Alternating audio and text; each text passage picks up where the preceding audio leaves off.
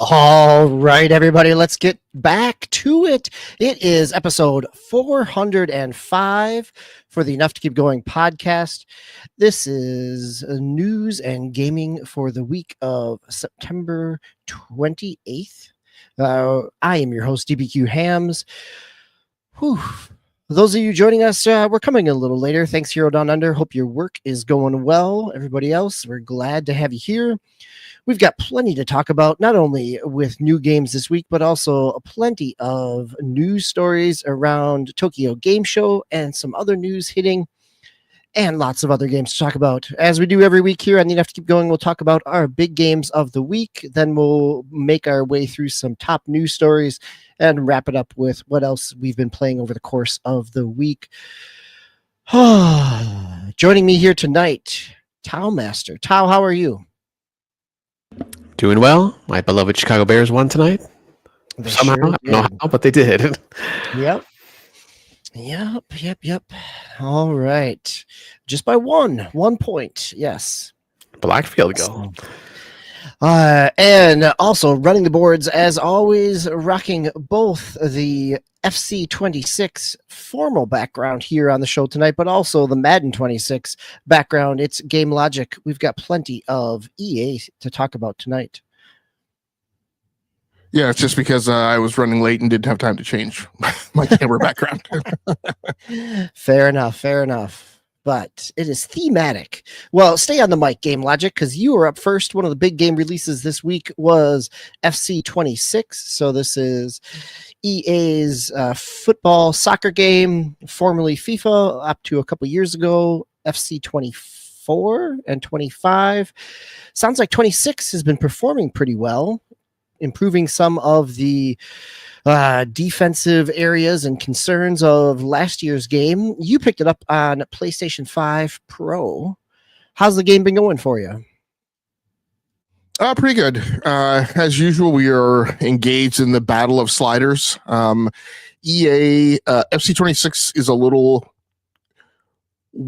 weird, and so is NHL, because those games both have sliders that don't like in Madden and I think MLB, like it's pretty obvious, like when you're on the player sliders, like moving them positive makes things better for you and easier. And then, on the CPU side, sliding them down makes the CPU worse. But in FC, the sliders are a mix. So you go into the player sliders, there are some that help your game and read the descriptions, right, to understand it. And even then the descriptions aren't always intuitive. So that's a bit of a thing. I've played so far between pro, semi-pro, and amateur, and on FC24, which was the game that I was playing right before 26 came out to kind of warm up.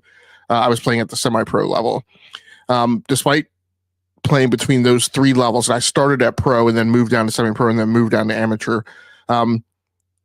Despite going across all those levels, I didn't score a goal until like my fourth game, and I didn't win a game until my fourth game. And even then I only won by 2. Now, in the fifth game, I got the same type of result that I normally get when I play amateur, which starts me into the slider battle, right? Which is, I won a game by like 7 goals, right? Which is ridiculous. So, we're going to, against a team that I should have probably lost to. But then I think a team that I was maybe evenly matched against, so that was the sixth game actually that I scored 7 goals. The fifth game I won like 2-1, and that was a team that I was like exactly evenly matched with. Like we had the same offense, attack, and defense score. There was another team that I played who I couldn't find actually in the team sheet thing, so I don't know what their overall rating was. But that team I beat like 2-0. So the difficulty level scaling is something I'm still trying to get a handle on. It's not like MLB this year where like the sheer mechanics have shifted a little bit to where like the normal place of timing where you're used to like releasing a pitch and swinging the bat have changed. And so it's like that game is like mechanically different, which kind of throws you for a loop. In this one, I feel like maybe there's something that's going on with difficulty scaling. I'm not exactly sure. One thing that has been consistent across the difficulty levels is that is that the CPU is very aggressive in its defense, much, more so than it has been in the past, even at the amateur level. Yeah, I've heard that as well. Like defense is much more.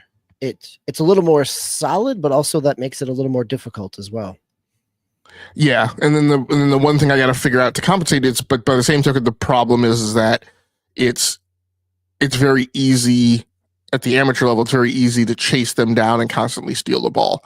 But when you're on offense, they do stay on you a lot more. So, and in fact, I mean, so much so that in those earlier games, it wasn't until like that game that I scored 7 goals that I even felt like I was able to comfortably get away from them enough to get enough shots on goal.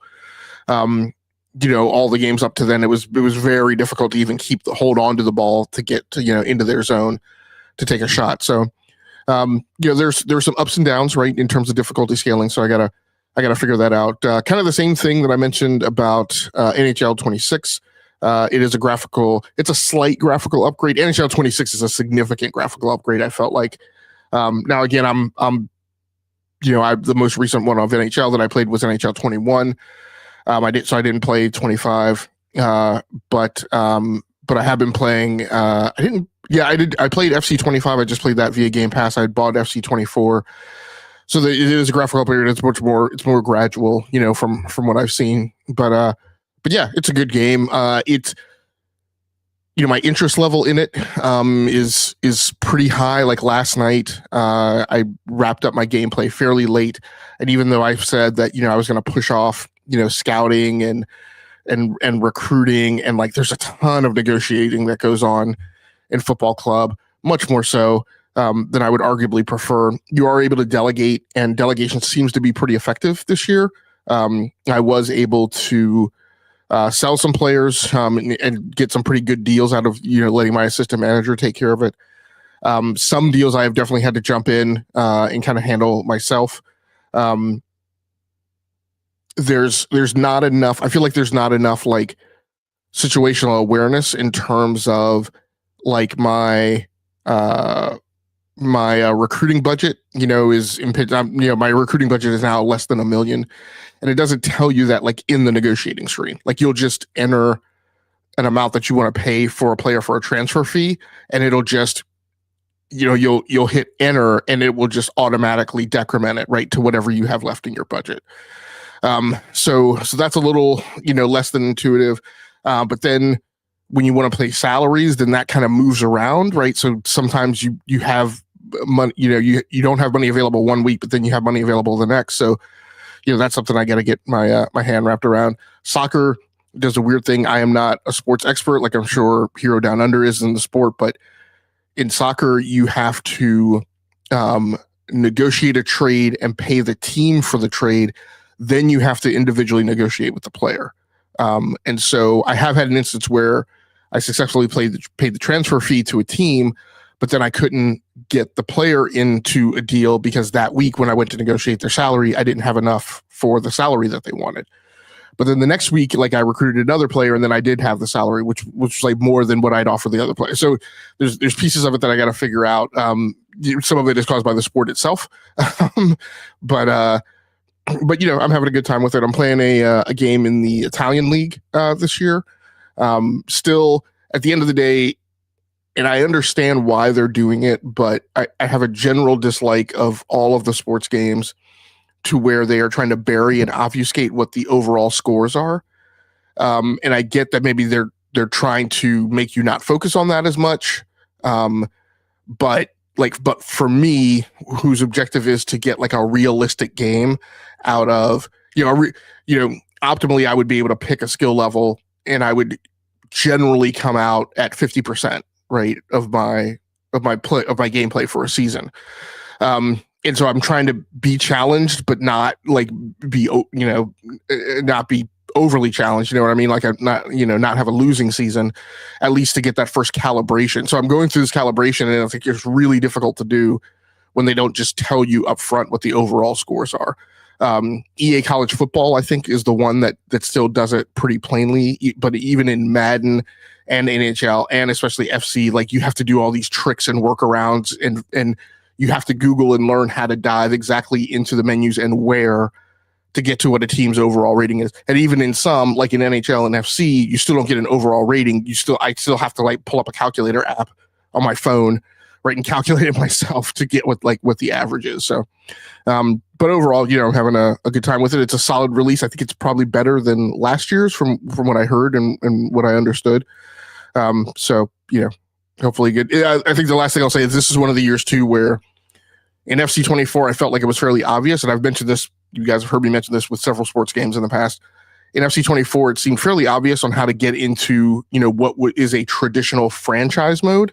But in FC26, it is not. Like you go into manager mode. Manager mode is not one of the things at like the top of the carousel. When you go into the game, you have to go into it. Then you go into manager mode, and there's like 7 or 8 different variants of manager mode now. And the traditional franchise mode is all the way at the end of the right ribbon bar menu. So that's the thing. And then even when you select it, its description doesn't like immediately tell you for certain. There's another mode that's called Seasons, which is a completely separate, parent level mode. And then it has child. So, that wasn't particularly present. That's another thing that I'm like, I just don't feel like being bothered. Admittedly, you only have to go through that typically one time, when you're just learning the game. But that's a thing that I would like to be a little more patently obvious. I'm shocked that it directs you to the Ultimate Team and pack opening. That's so surprising.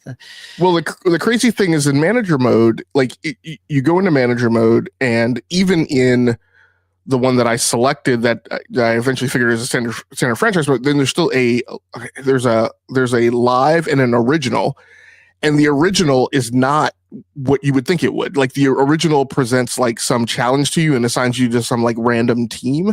And so live is the one that actually like you go into live and then you dig in like 7 or 8, icons deep, and you eventually find the thing that's like, the regular season mode. So it's a thing.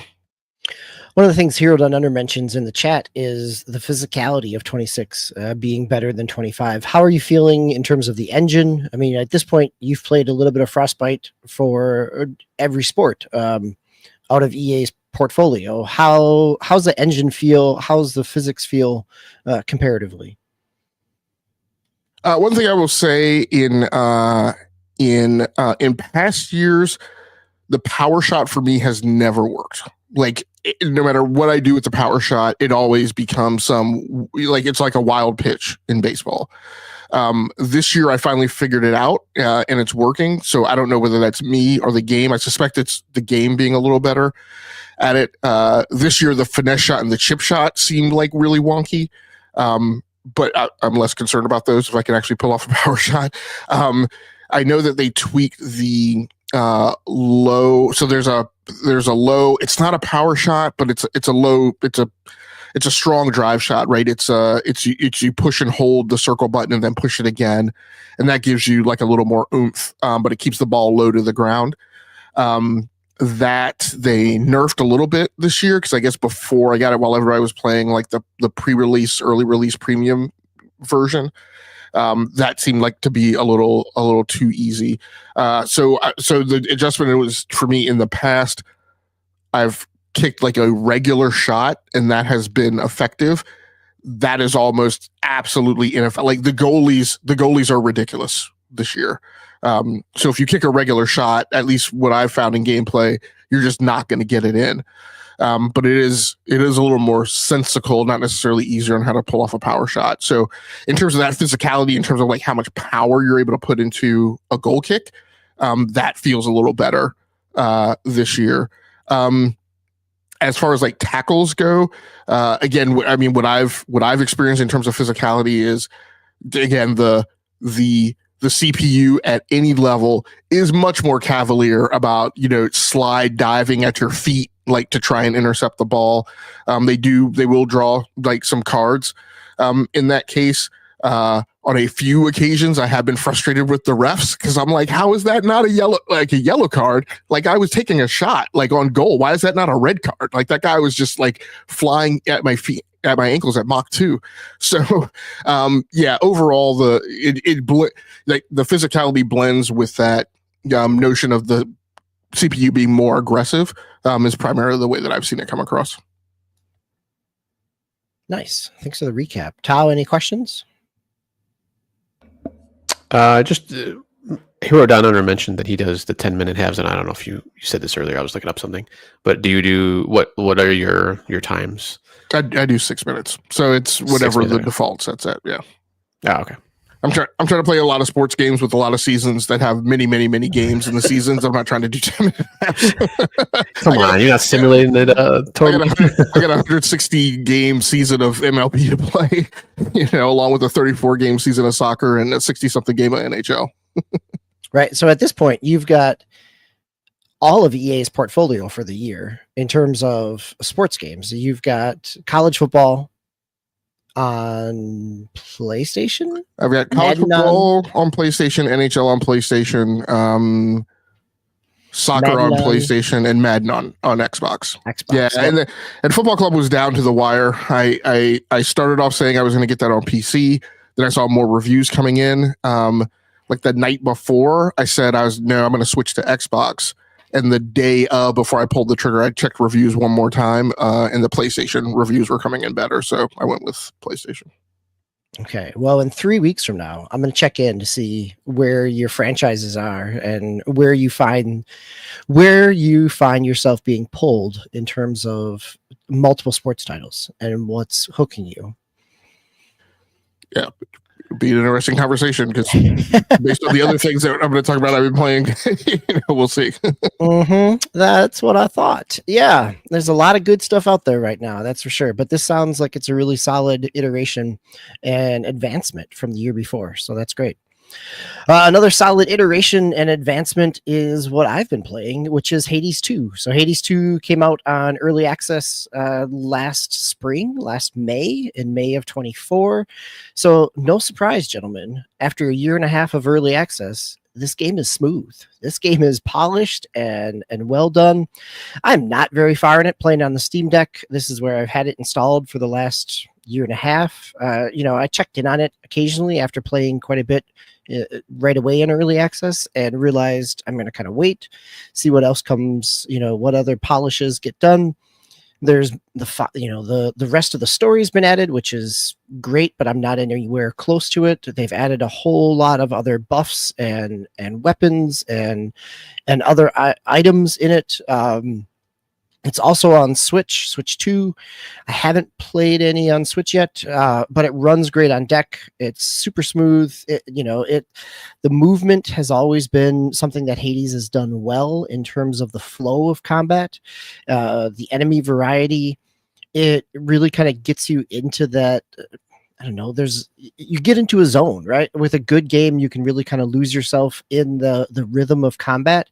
And Hades 2 with the variety of weapons, and again, this is a roguelike. You're making runs. I'm dying frequently, powering up. You do get some kind of power-ups and abilities that carry over from run to run. It's designed to do this. You're going to be getting more powerful as you go, but also depending on the weapons you pull, as you go, it impacts kind of your gameplay.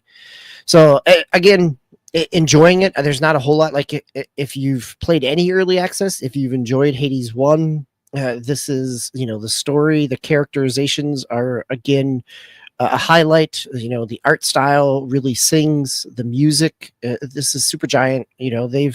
They've done great things from the start with Bastion and Transistor, Pyre, and Hades.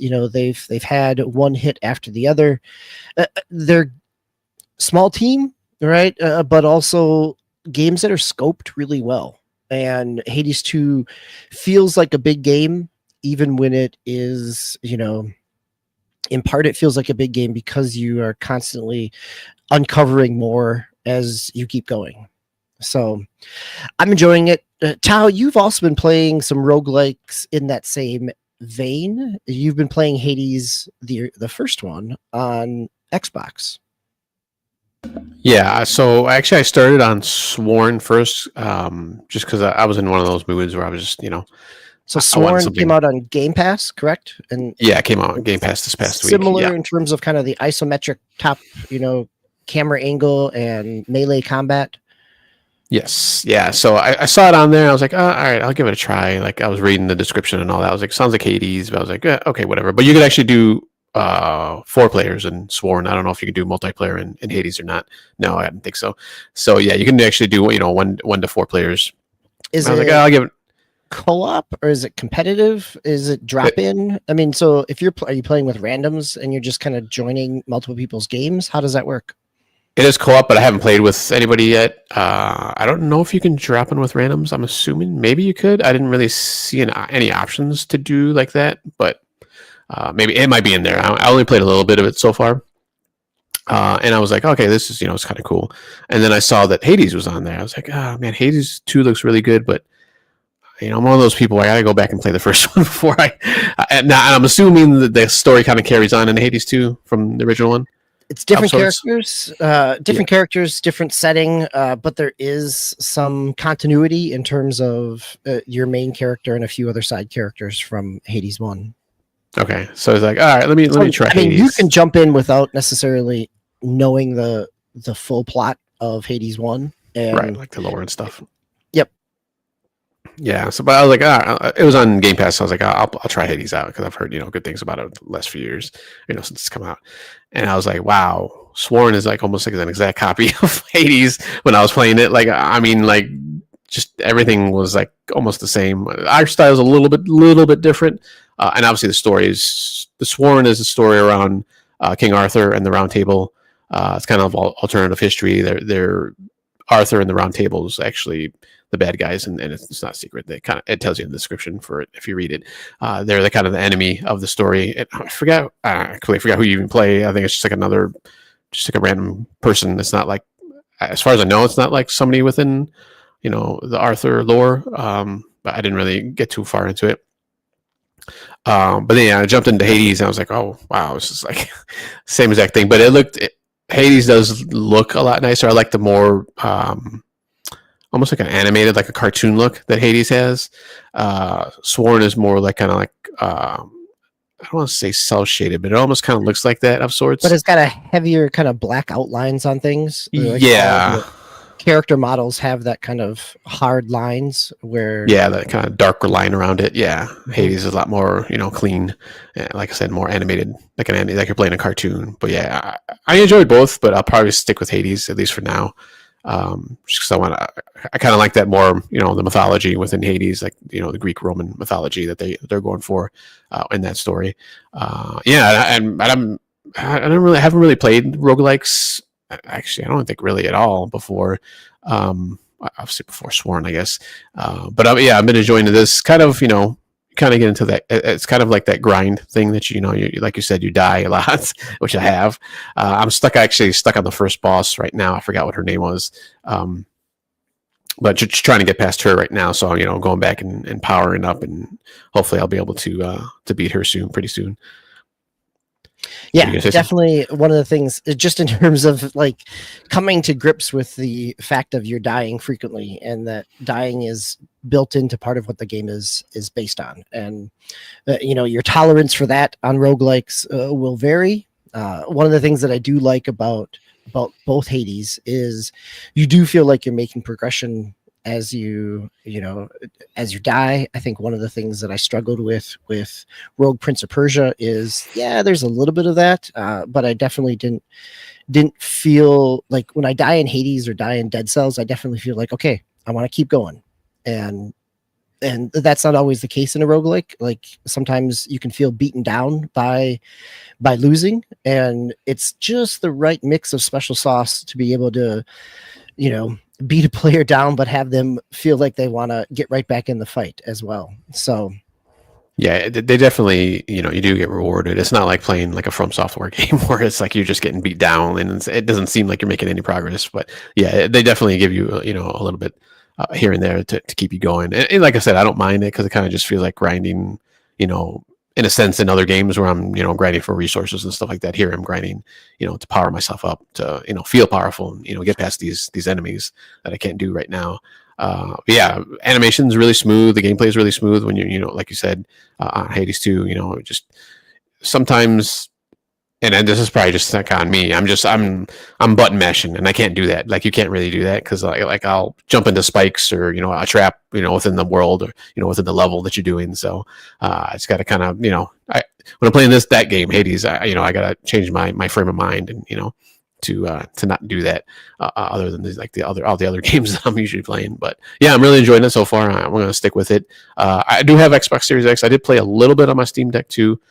Through like the cloud app that you can do through Game Pass on there, and it was playing fine. I didn't have any issues with it, so ran great. So yeah, really enjoying it. Might go back to Sworn maybe at some point, but I'll definitely stick with Hades for now. I'd be interested to play Sworn co-op to see how that feels. Sworn is by Wind Wake Games. Sworn just came out this week in 1.0. It's been out since 24 in early access. And to answer your question, Hero Down Under, Sworn is on Xbox, PC, and PlayStation with a Switch version coming. So this is Wind Wake Games' second game. Their first one was and never really came out of early access, it looks like. It was a kind of social deduction top-down game, came out around the pandemic time. So big first game by Wind Wake for Sworn. Be interesting to see. It's poor. I mean, it's a tough timing to have it come out right at the same week as another roguelike that's got a much higher profile. So hopefully the co-op aspect of Sworn gives it a a little bit of a niche within in the market to find a home, and being on Game Pass certainly won't hurt.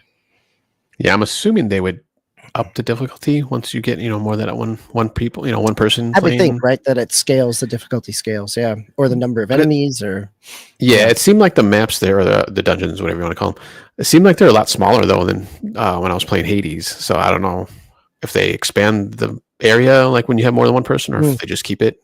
But it's kind of weird. But yeah, and then just one more thing on Hades. Voice acting is really good in that. I like it. It's really good in Hades, the first one at least. I'm assuming it's just as solid in Hades 2.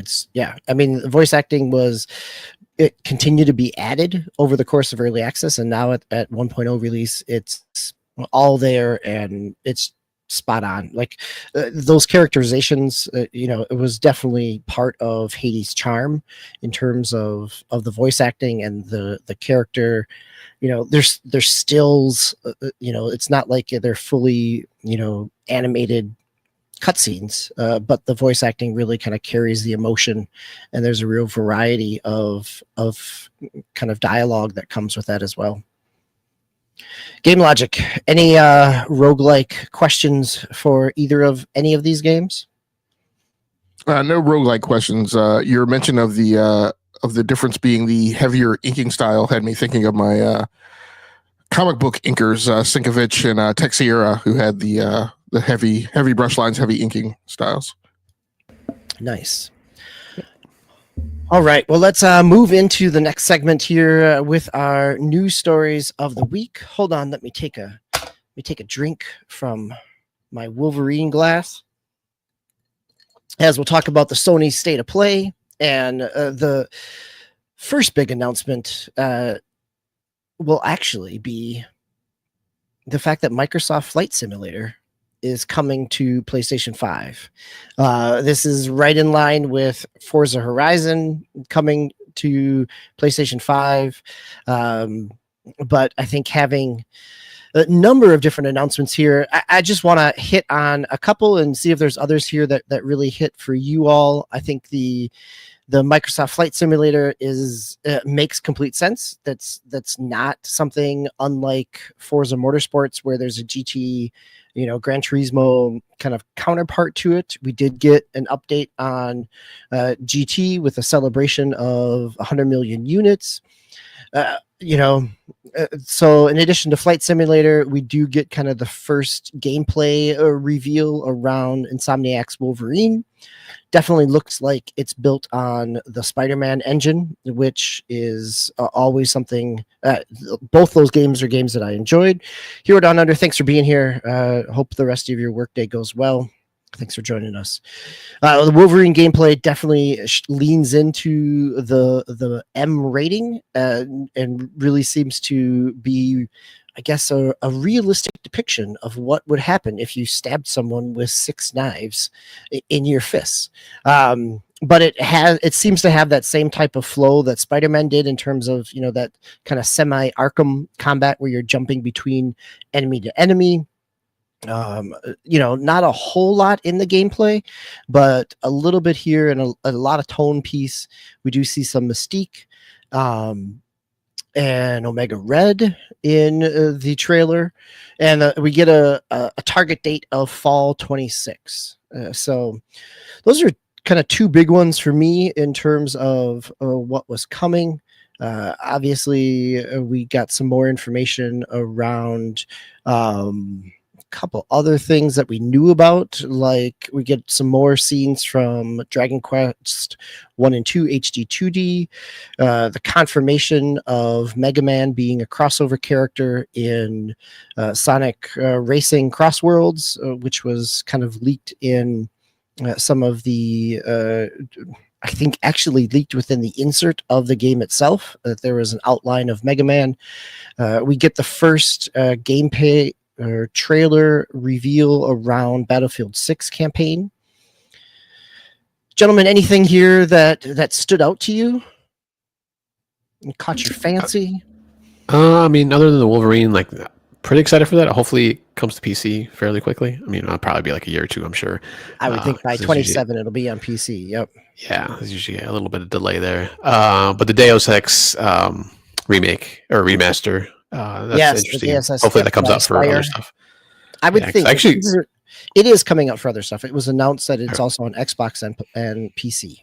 Nice. Yeah, I think I actually have the original version of that. Is still a PC version somewhere around here in my basement somewhere. So it's interesting. But yeah, other than that, I mean, most other stuff was the Flight Sim was actually, nice to see them getting that. But nothing really on my side for there. Game Logic, any things that stood out to you in their state of play this week?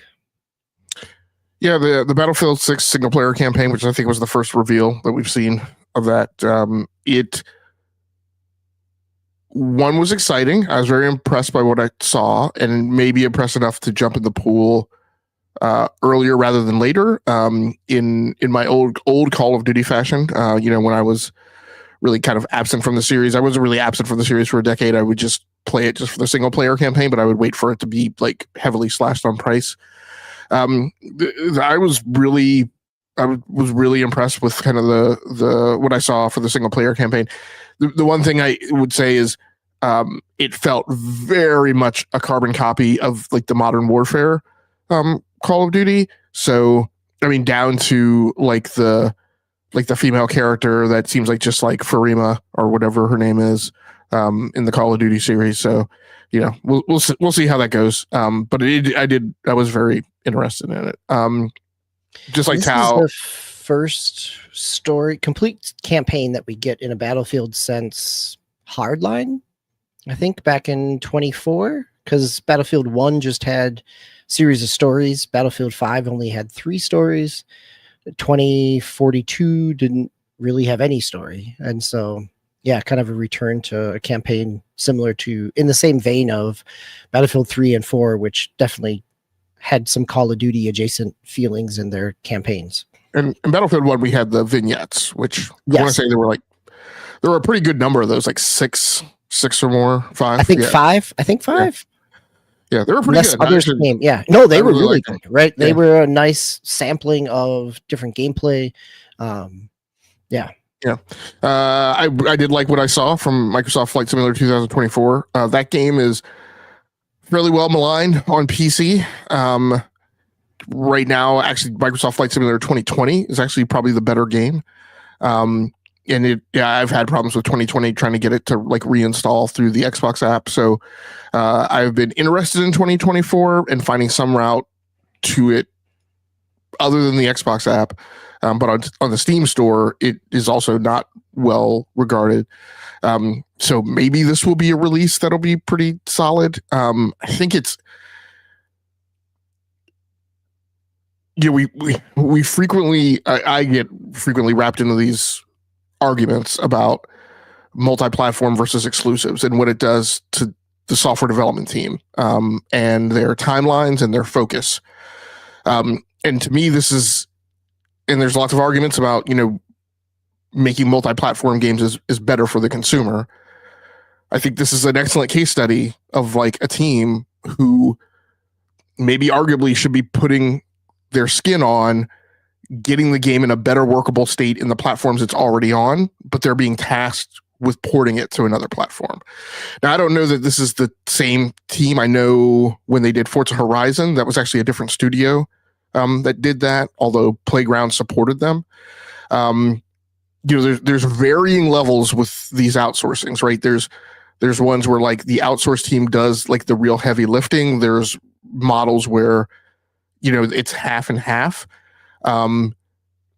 So, I mean, now we're starting to see that variability, right? Whereas before, when you always had these ports, it was always kind of like the Nix's, Iron Galaxy's, Blue Point model, right? Where it was the outsource team, and this was before they were acquired by PlayStation, but where the outsource team did most of the heavy lifting and most of the LOE.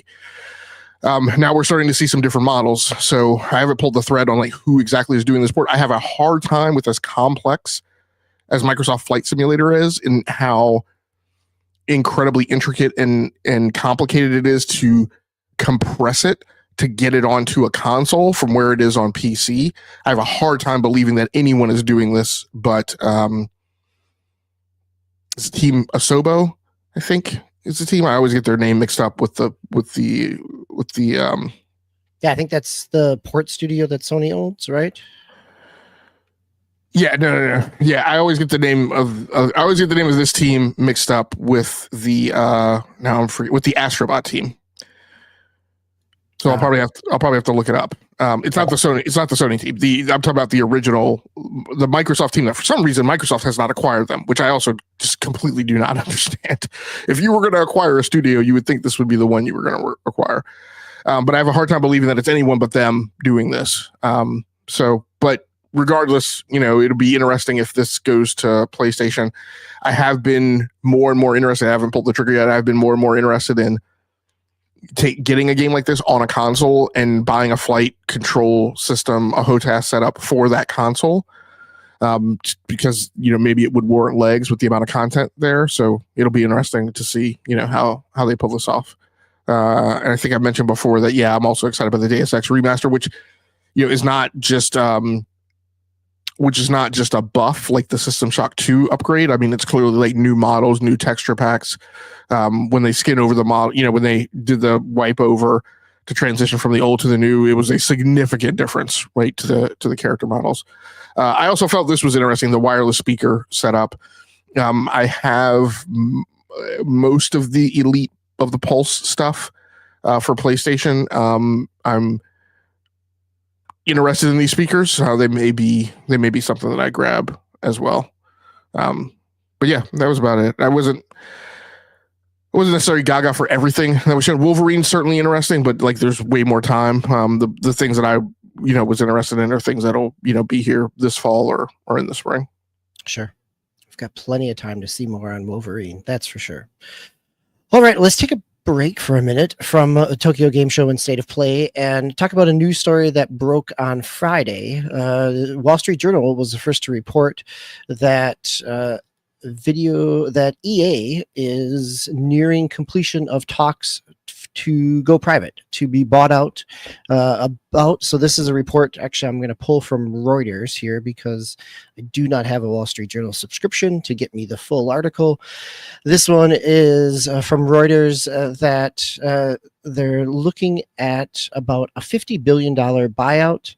A group of investors, private equity, mainly from Silver Lake, which is a Saudi Arabian public investment firm, and Affinity Partners, which is actually one of the key players in Affinity Partners is President Trump's son-in-law, Jared Kushner.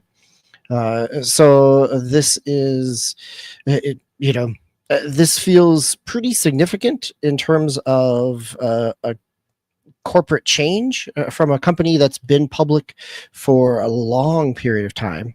and also in terms of who the buyers are. Definitely Saudi Arabia has been putting more money into video game development over the past half of a decade. They were the ones who kind of backed out of Embracer's big kind of acquisition spree and caused a number of layoffs and deacquisitions and sell-offs from Embracer. It's not completed. It is, looks to, if everything that's reported is accurate, looks to be potentially kind of finalized this coming week. So thoughts here, gentlemen. It's hard to know what the impact of this will be, what will change, but it feels like a significant moment for a long-running video game publisher.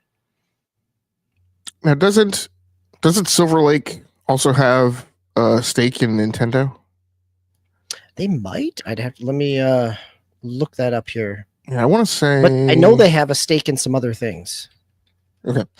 Yeah, I want to say that's been some of the shade that's been thrown at Nintendo, that that they come off as like the goodwill, friendly content type of place, but then they have a Saudi investment backer, I thought. And people have their thoughts and opinions on Saudi's approach to human rights and things like that.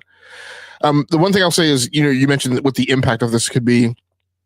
Obviously, there's consolidation implications and stuff here. I won't get into all that. The one thing I will say is, I would expect what you might see out of this is, it's always struck me as super interesting and surprising that EA puts money in right on things like Split Fiction and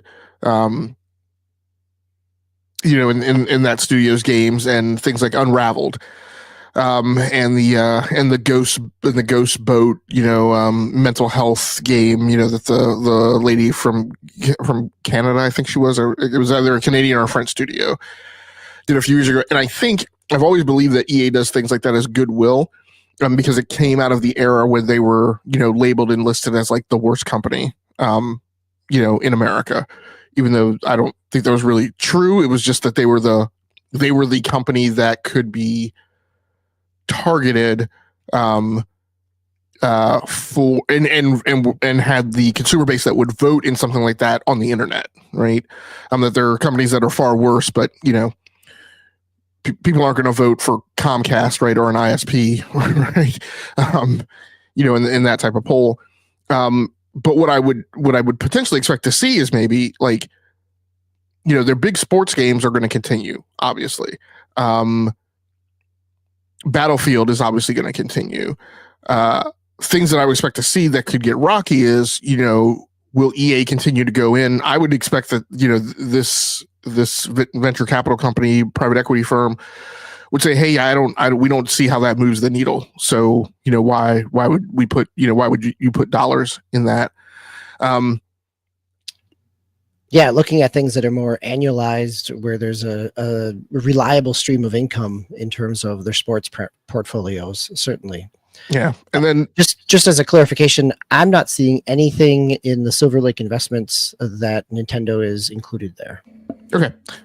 I was actually looking at a different article, and it does look, this is from Ars Technica, and it looks like they do have, says a significant investment, but it doesn't say how much. Nintendo, Take-Two, Activision, Blizzard, Capcom, Nexon, and Koei Tecmo. Okay. So they do have some holdings of some kind of, yeah. And it looked like they already had a 9% stake in EA as of a year ago, according to this article. So thanks, Tom. Yeah, and then, we're now past like the Battlefield thing of like building up to a 1,500 person team, but like that's the type of thing that like, had that started when these guys had hold of them, these guys might have said, well, like, look, we understand what you're trying to do. You're trying to take out Call of Duty. You guys are never going to take down Call of Duty. So no, we're not interested in you spending the money on building up a 1,500 person team. So, things like that could happen, could go away. It's kind of interesting. speaking about my own personal needs and interests, since I'm a big Formula One person, and Formula One is very big in Saudi Arabia, it'd be interesting to see, how hard they go in the paint with Formula One with the Saudi backer. So, but yeah, it'll be interesting to see how this falls out. Yeah. Infinite Umbra, thanks for joining us in the chat. Glad to have you here. So let's move on back to the Tokyo Game Show. We'll be following up, I'm sure, if that rumor report is correct in terms of EA and things get finalized next week. So, I'm sure so to be cute, I didn't want to slow you down, but Tao, did you have anything to add on that one? No, nothing else on that one. Yeah. Okay, thanks, Tom. All right, so let's talk about Xbox. And first off, before we get to some announcements from Tokyo Game Show, we've got this week the Xbox Ally X pre-orders went up and then sold out. Game Logic, you want to take us through that news story? Yeah, this news story over on PC Games and... God, sorry, just clicked on an ad. Xbox Ally X pre-orders prove popular as retailers sell out in no time.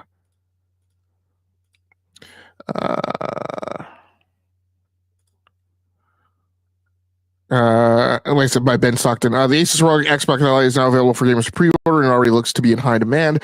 With a month to go until the two new Xbox handheld gaming PCs released to the general public, folks are already snapping up the devices at record speed. With stock limited, restricted, or already sold out at several major retailers. As a spiritual successor to the Asus ROG Ally X, the new ROG Xbox Ally and ROG Xbox Ally X will be the first Microsoft portables to launch onto the handheld market.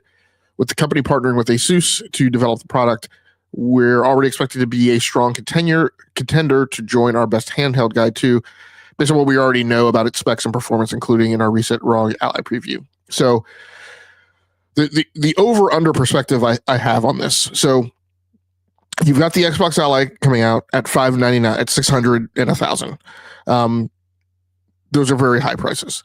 However, the top-end unit does come in under the Legion Go 2, which also recently launched and is $1,200 at the entry level, maybe $1,049, $1,099. I can't remember exactly. I think I saw like different prices, but it's priced more expensively than this unit is. Now, the Legion Go 2 and the MSI Claw AI Plus, which all feature the same processor and have different varying specs as far as like memory. The ROG Xbox Ally X actually comes with more memory than the Legion Go 2 does. I think at base, its base is 24 gigs. The Legion, and they're both 1 terabyte. The Legion Go 2, I think, is 16 gigs at base, and then it scales up. But both the MSI Claw and the Legion Go 2 have larger screens, I think at better resolution, and at least the Legion Go 2 has Hall effect sticks, so, or maybe TMR sticks. So on the ROG Ally X, you have Hall effect triggers, but I don't think Hall effect triggers matter as much to people as Hall effect sticks do. Most people these days are looking for Hall effect sticks, at least, if not TMR sticks. So those other units, while priced more expensively, do have some better specifications, some better ergonomics, some better quality of life things. So how that's going to play out on the market, I don't exactly know. My thoughts on like the whole, like, these things have sold out, so it indicates high demand. Again, I'm over under on that, right? The over is that while there will be people who poo-poo on the notion that they're sold out, what I will say is, as I've said every time these things have happened, like I said with the Nintendo Switch 2, like I said with the PlayStation Portal, that, yea, verily, though we don't have numbers, a lot of people have, because so much of the gaming conversation settles on absolutes, right? For the group of people who stood around and said, this thing's not going to sell at all, no one wants it, the fact that they're sold out is disproof of that. Right? Clearly, there are consumers who do want it. Yes, we don't know what those numbers are, and that's the underside to it, right? Much hullabaloo made about the Radeon RX 9070 XT selling out. Only for us to then get numbers, a few months later telling us that AMD is now down to 5 or 6% of the market. So, that's a thing where like, well, maybe that SKU sold like well, and maybe those numbers, which still don't have solid numbers on them, were very high. But it also means that like none of their other product was moving either. So, it's very tough to say on these things. I've been meaning to reach out to Matt Piscatella on Blue Sky and ask him. I don't know that we're ever going to get numbers on this thing, right? Because they go in PC numbers. They don't go in console numbers. So they're not going to get reported to MPD via the normal channels, as far as I understand with the current structures. And so my question to him is, has Circana done something or made some different arrangements so we can start getting tracking on these things? They don't track handheld gaming PCs now. So they don't have Steam Deck numbers. They don't have, ROG Ally numbers. So I think it's all going to be guesswork, and it's all going to be, and really, and the bigger problem with this thing is that if a lot of these things got reported in the Steam numbers, right, in the hardware survey, then you would see them show up. But a bunch of them aren't, because a bunch of them are going to follow the path of default that Microsoft is kind of trying to cordon people into, of doing their game out of the Xbox app, doing their gaming out of the Xbox app. So I don't even know if if a lot of people are even going to be presented the opportunity, right? That pop-up that tells you, hey, do you want to, post your specs in the Steam hardware survey? Because you may never actually go into the Steam UI. Now you do now in the early access ring, which they not only do, the people who are registered into the early access program were able to get access to that, but I think they distributed that further by telling people, hey, you can go and sign up to participate in like this new Xbox launcher thing. So there's even more people participating now. But right now, when you go into that thing and you launch a Steam game, like the Steam app UI like comes up. So and is disruptive, right, to your experience. And then of course, normally when you launch the Steam UI, you get the little sales mini panel as well, and that also pops up. So I don't know if things are going to be done to suppress that. I would hope and think that they would. That would be the natural course of development, I would think. Like I said, if that's so, I don't think a lot of these people will even be presented the pop-up indicator to go participate in the Steam survey. So I just don't think we're ever going to get numbers on this thing in any really reliable manner. So, sold out may be the only thing that we know. And like I said, what that's an indicator of is that there is some demand for it, and that demand is not zero, Yeah, I think that it'll be interesting to see what once it's fully out, if we do get any numbers, or if we see, that idea of how we track that is going to be interesting in terms of what success looks like for that platform. As Nate says in the chat, like sold out in quotes, right?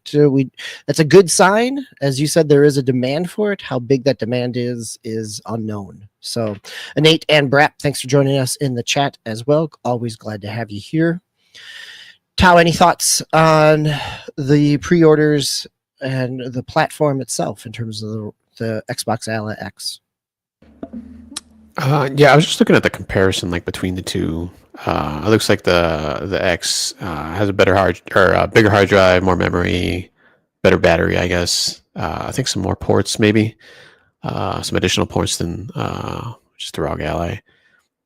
I mean, like I've always said, I've always been interested in these kind of more Windows-based systems, but yeah, it's a bit pricey.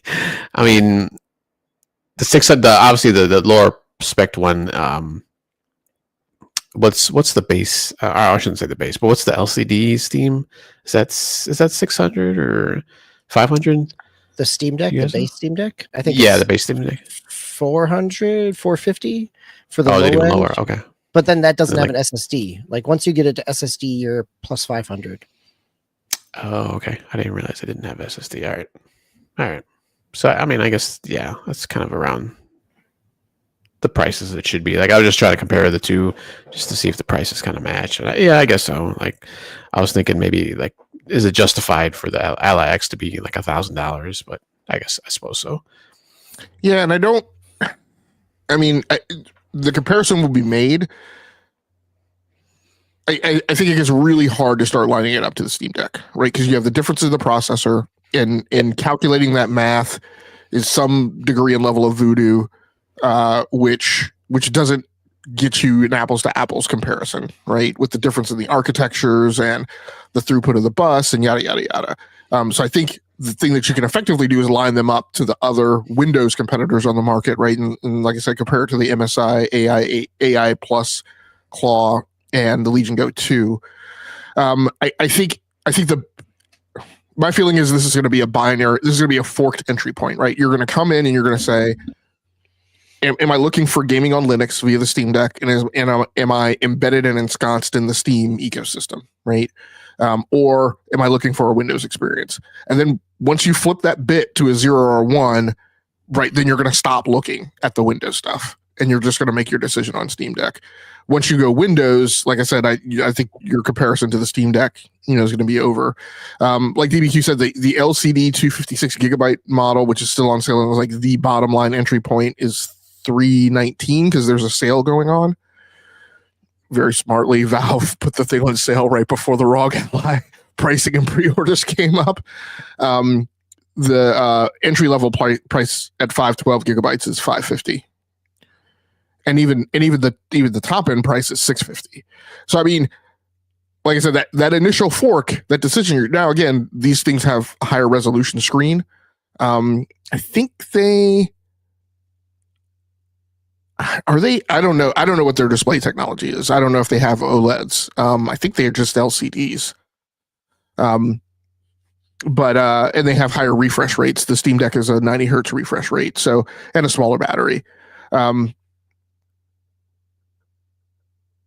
obviously, don't out of the box play like your Windows kind of stuff and services as far as like Game Pass goes. But yeah. Yeah, it looks like they're LCDs. They're definitely not OLEDs. So yeah. Yep. All right. Well, let's move from one Xbox story to another in terms of some of the announcements coming from the Tokyo Game Show. First off, let's start with the long speculated and rumored reason that Xbox was going to be in Tokyo for the game show itself, which was the announcement of Forza Horizon 6 being set in Japan. So that, I think, graphically, there's a whole lot of diversity within that landscape, a lot of beauty within Japan, as we talked about back in February when playing Assassin's Creed Shadows. So I think I'll be very interested to see what this looks like. And also, I don't remember if we got any announcement if this is launching day and date on PlayStation 5 as well, but would not surprise me at all. So as Game Logic is scrolling through some things, we got some more gameplay and some character announcements around IO Interactive's 007 First Light. And that also includes, or we got another announcement around Hitman with Bruce Lee and as a involvement there. We got a clip and some announcements around Hotel Barcelona, which is a Square game, which is actually out now. That was both shown at this one and also the PC game showcase that was out today. From Tokyo Game Show as well. Gentlemen, anything here from the Xbox that stood out to you in terms of highlights or announcements that drew your eye, got you excited, or feel kind of blah?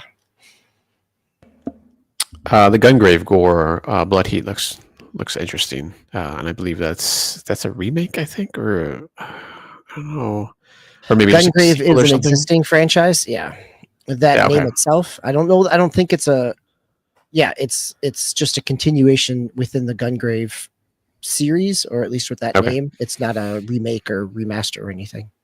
Yeah, I mean that looks interesting. The Anemo, which I believe they showed during the summer, extravaganzas of the summer, kind of Pokemon-like creature, capturing and stuff like that. They just kind of showed more of that. That looks interesting because I like those games. Yes, you do. Yeah. Yes, I do. The Sudden Strike 5, which I don't think I've ever heard of before, but it looks interesting because it's a real-time strategy game, so I might check that out.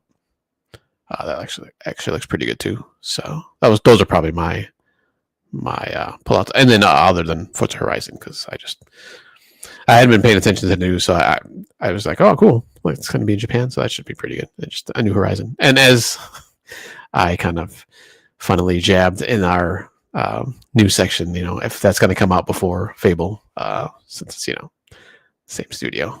Sometime next year, maybe we'll see both of those. It's a pretty safe bet that Horizon 6 is going to come out before Fable. Yep. Yeah. Those are my standouts.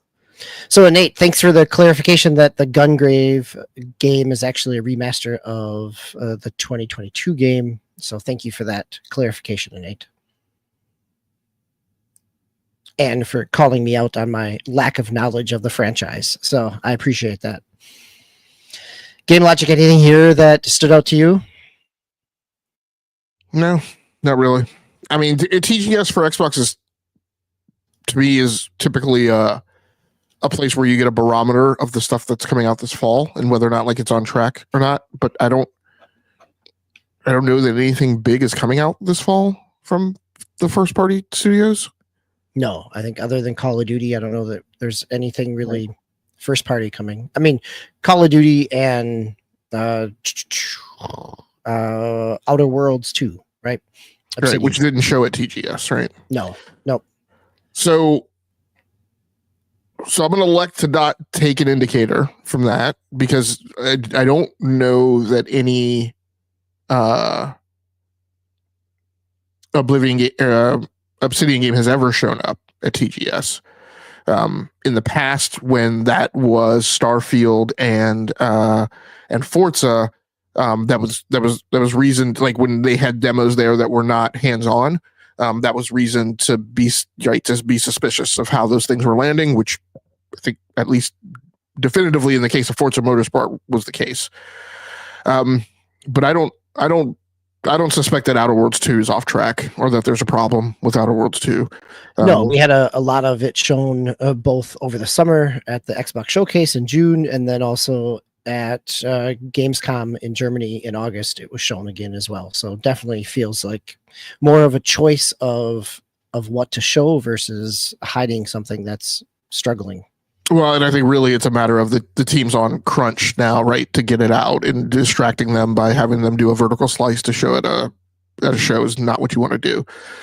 So the Forza Motorsport 6 announcement, and I mean the Forza Horizon 6 announcement is great. It's great that we've gotten clarity. Like there was the heavy suggestion, right, that we were getting a Forza, next year at the showcase, but we didn't know exactly what that was going to be like, particularly since that was kind of all around the same time that Turn 10 was being decremented by like 50%.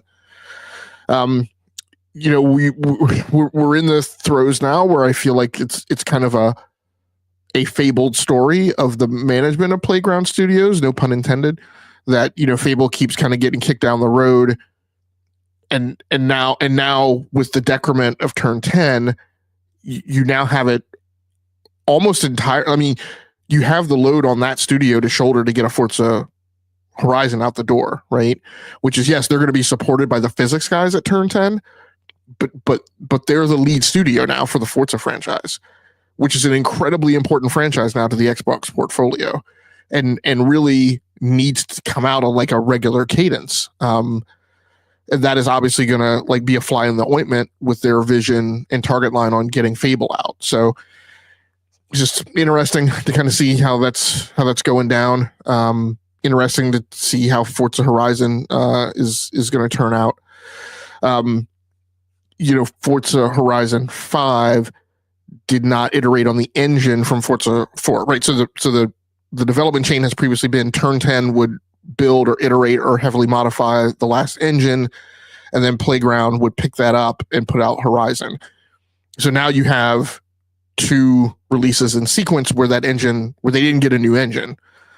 So what's going to go on with Forza Horizon 6, I'm very interested to see, are we going to get a heavily modified engine, or are we going to go on to yet the third iteration of Forza Horizon kind of on the same engine? So the whole mystery will be interesting to see how it unfolds.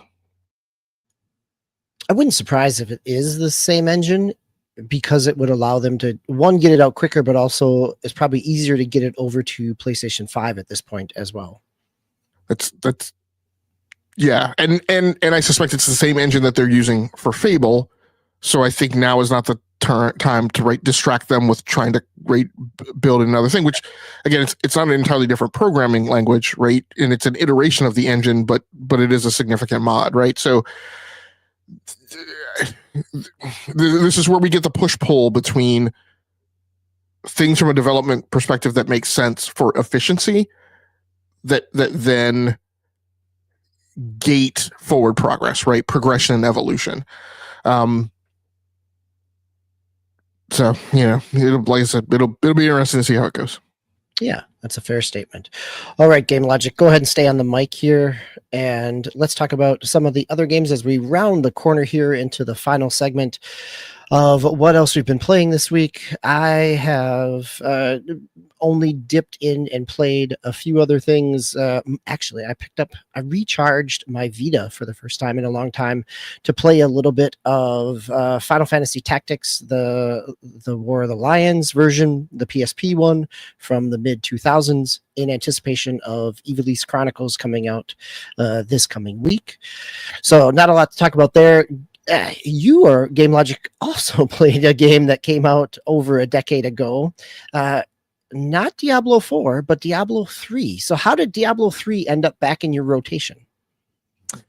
Because I talked about it a little bit last week, right? With like kind of the shift I'm making in kind of how I play and what I play, that I'm getting less concerned about playing new releases and being in the zeitgeist and more so tuning my playlist to things that are in my wheelhouse. And so I want to stop you there for just a minute, because you purchased NHL, you purchased FC. Like, I mean, there is some zeitgeist going on in terms of some games, but not necessarily kind of okay. Yes, but if things that are in my wheelhouse, right? So I bought those because they were iterations of things that, now unbuckled from my concern of like playing games that might land on the Game of the Year list, right? Yes, you're not trying to capture every big release that's coming out. Right. It opens up cycles for me to, play more of those games, play more sports games, which I haven't played in years because they're a heavy investment, right? They take time. It's also from time that's freed up for me getting off the gas pedal, right? Not spending, 50% of my time in Call of Duty. Yeah, getting off that treadmill makes a big difference. Yeah. Although I mean, you could definitely argue that I've just traded one treadmill for another treadmill. But yeah, that's that, and so really what I've done is I've really cultivated or curated a very long playlist, but it's like explicitly of the stuff that I want to. It's no science experiment kind of stuff. It's the stuff that I want to. It's the stuff that like. If you took away my time to play anything else, I would be fine playing those games for like a week, solid, of the 18 hours a week that I get for gaming. So that's how Diablo 3 came up. It's in that long curated list of stuff that I want to play. So I went back to it. I started a new character. I am playing it on PC, even though I have it on Nintendo Switch too, but I am playing it on PC. I started a new character because I've never played a witch doctor. So that's the class I'm playing on that now, and I'm just playing the regular campaign. And I also mentioned, and then playing Fast Fusion on the Nintendo Switch too, which is, an anti-grav game that's a little like Wipeout. That studio has a long storied history on Nintendo platforms, so I'm continuing to plug through that. Whatever. So go ahead. Yeah, Elite Dangerous, because the last couple of weeks with some of the games that Tao brought up, or Jump Space last week, you were talking about diving back into some of your space games as well. So yeah, so this came up out of the deep curated list. And man, I got to tell you, it certainly, I thought it would be 2 hours to re-onboard. That was not the case. I had to spend an extra hour, 3 hours. Part of it is because in the move to Odyssey, which is the expansion for Elite Dangerous that made made the whole game kind of like Star Citizen, where you could be in the ship. You've always been able to be in the ship. You've always been able to move around the ship, particularly when you're multi-crew. But Odyssey, lets you land on planets, right, and do the planetary stuff. I haven't bought Odyssey yet. It's a really sweet deal now. It's like $25 and you get both. And if you buy Odyssey standalone, it's $15. So I probably will, once I've clocked probably close to 100 hours, right, as a pilot. I've put in 20. So surprisingly, I've put in 20 hours already. In the past, and that's just off the version that I bought on Epic, because the version I had on Steam, my account was all screwed up. I could never get it untied. But anyway, so when Odyssey came out, Horizon also got updated. And so today I couldn't just reinstall. I had to reinstall and then take this significant upgrade, because I think they brought Horizon up to be at parity with some of the tech that's been put in Odyssey. And so now it's forked. Now there's Horizon Legacy and Horizon. And obviously I wanted to play the newest thing, because I'm probably planning on getting into Odyssey at some point. So that meant all of my controller configurations had been blown away. Can I ask a clarifying question there? Because you lost me on Odyssey and Horizon. Is that a fork within Elite Dangerous or within your HOTAS? So Elite Dangerous came out, and I don't know all the past history. This is a thing that Gray had to teach me about, and then he probably knows better. So there was Elite Dangerous, and then at some point when I got on board, Elite Dangerous had been fleeted up to this thing called Horizon, which brought I don't know what, but some significant level of modernizations in the way the gameplay. Okay, so different kind of iterations as it jumps from one kind of generation to another. Yeah, so you could say Horizon was a new baseline above original Elite Dangerous, and so I came in on the Elite Dangerous Horizon baseline.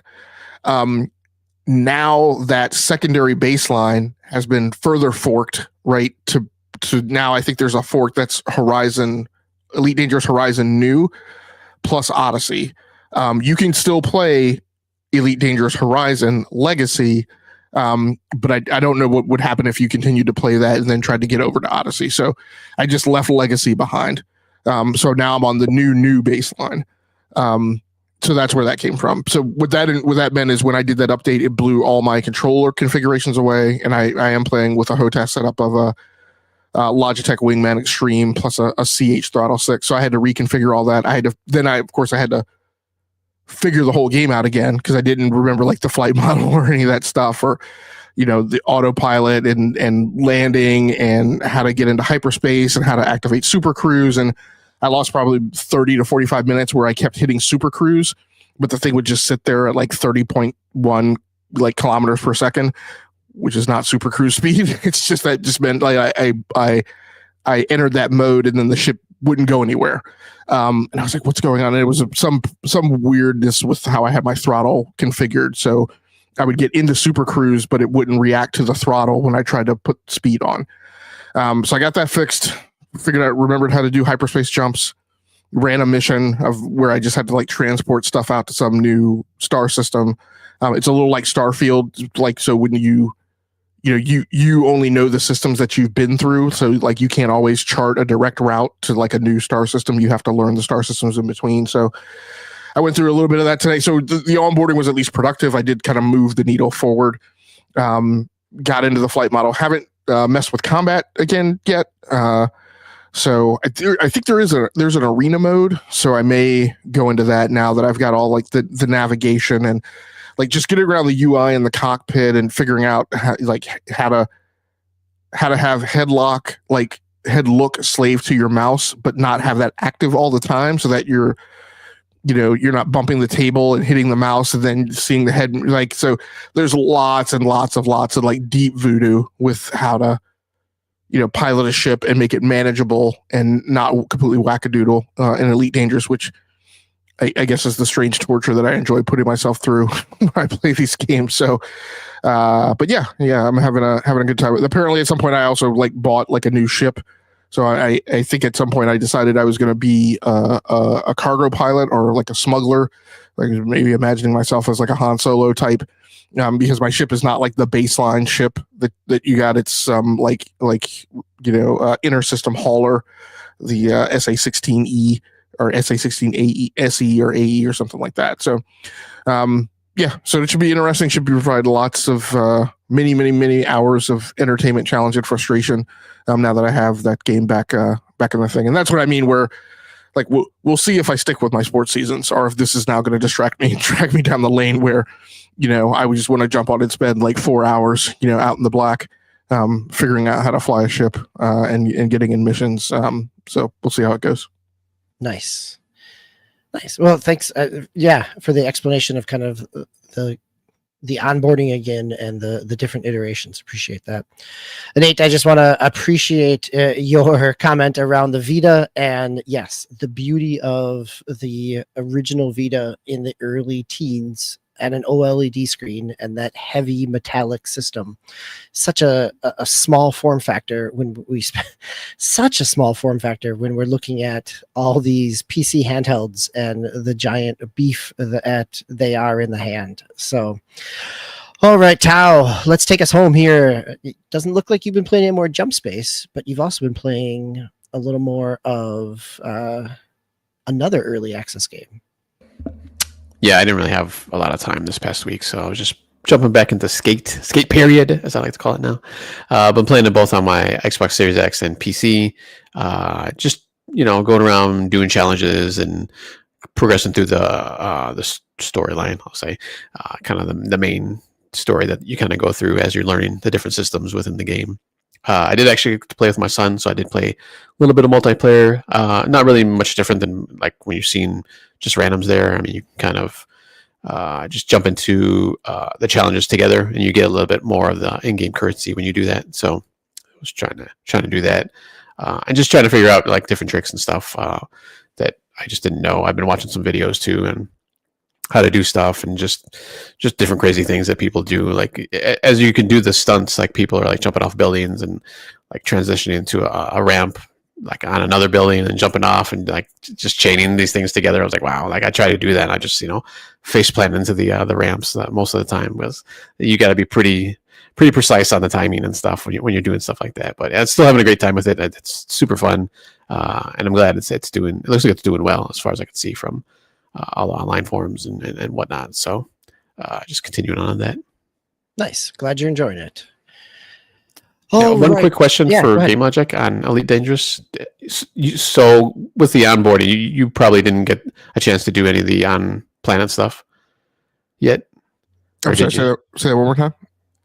Did you get to do any of the dropping into a planet and like walking around? No, because that's what's in the Odyssey DLC, and I don't have the Odyssey. Oh, okay, DLC. You don't have that yet. Okay, yeah, okay. I just want to kind of figure out how that was compared to like other games that you can kind of do that in, like No Man's Sky or Star Citizen and stuff like that. So, yeah, I'm planning on picking it up, but like I said, I'm gonna put a bunch of more hours in the cockpit and make sure I'm fully onboarded and fully like engaged in my career. Nice. I said I'm gonna put 100 hours in the seat. Maybe it'll be less than that. Before I grab Odyssey. But yeah, I too am very curious to see how that. I know it was much maligned when it first came out, but I think that it has improved. So nice. Yeah, it'll be interesting. I'll be interested to hear how your time goes and where your time goes as well. With so much coming out over the next 2 months or so, next week we've got a number of some old games and a pretty big release. So the embargo for reviews for Ghost of Yotai dropped this week. Ghost of Yotai, again, this is Sucker Punch's follow-up to Ghost of Tsushima. And it comes out on October 2nd.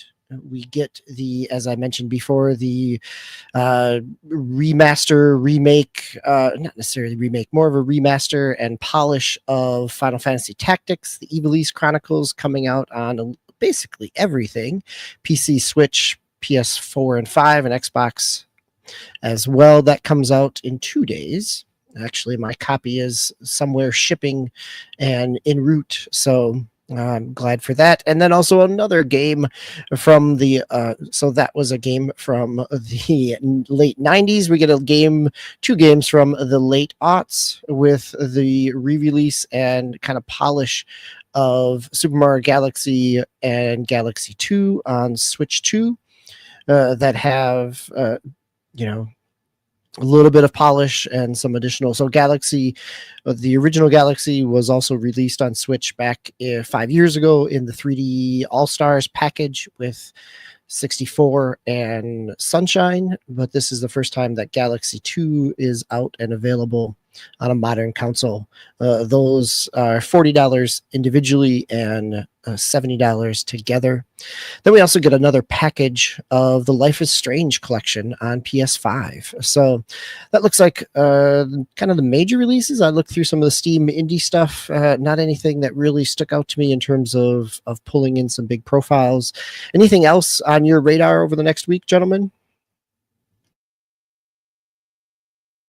No, yeah, and it's kind of the same thing. I didn't really see anything else, like not even just big, but just interesting or anything. So probably pick up the Galaxy ones eventually, but not right away.